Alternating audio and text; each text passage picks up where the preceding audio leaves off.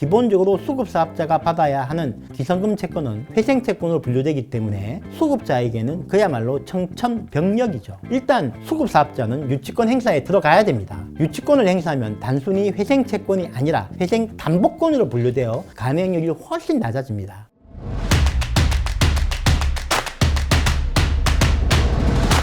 안녕하세요. 건설하도급 전문로펌 정박의 정종채 대표입니다. 원사업자가 자금난으로 기업회생 절차에 들어갈 경우 수급사업자의 법적 권리와 주의할 점에 대해서 알려드리겠습니다. 기본적인 계약관계와 법률 관계는 도표와 같습니다. 기업회생은 재정적 어려움으로 파탄에 직면해 있는 채무자에 대하여 채권자, 주주, 지분권자 등 여러 이해관계인의 법률관계를 조정하여 채무자와 그 사업의 효율적인 회생을 도모하는 절차입니다. 기업회생 절차는 옆에 그려진 흐름과 같이 진행됩니다. 일단 회생 절차 개시 신청이 이루어지면 대상 기업의 자산에 대하여 포괄적 금지 명령이 내려지는 경우가 대부분입니다. 기존에 취해두었던 가압류도 실효되고 회생 절차가 계속되는 동안 가압류 등 보전 처분도 불가능합니다. 회생 절차에서 회생채권, 회생담보권과 공익채권의 차이를 알아야 합니다. 공익채권은 전부 변제해야 되지만 회생채권과 회생담보권은 회생 절차에서 상당한 감액으로 재조정되어 10년 이내 기간 동안 변제받게 됩니다. 다만 회생담보권은 저당권, 질권, 유치권 등 담보가 있는 채권으로 회생채권에 비해 감액을 훨씬 낮게 받기 때문에 유리합니다. 채권 발생 원인이 회생 절차 개시 결정 전이면 회생채권, 회생담보권이고 그 이후라면 공익채권이 됩니다. 기본적으로 수급사업자가 받아야 하는 기성금 채권은 회생채권으로 분류되기 때문에 수급자에게는 그야말로 청천벽력이죠. 일단 수급사업자는 유치권 행사에 들어가야 됩니다. 유치권을 행사하면 단순히 회생채권이 아니라 회생담보권으로 분류되어 감액률이 훨씬 낮아집니다. 유치권 행사 당시 계속 적법하게 점유를 하고 있어야 하고 앞으로도 계속 점유를 유지해야 됩니다. 개시 결정까지 유치권을 행사하여 유치권자 지위를 가지고 있었는데 회생 개시 결정 이후에 잃어버렸다 하더라도 유치권자의 회생담보권자로서의 권리가 소멸하지는 않는다는 것이 대법원 판례입니다. 만약 하도급 계약에서 수급사업자가 유치권을 포기하는 특약을 했거나 유치권 포기각서를 작성했다면 민사적으로는 유효하므로 유치권 행사가 불가능할 수 있습니다. 하지만 유치권 포기 특약이나 각서는 하도급법에 위반되는 부당특약이므로 공정위에 신고해서 원사업자를 압박할 수 있습니다. 유치권 요건 충족이 애매한 경우라도 유치권 행사를 하고 유치권이 있는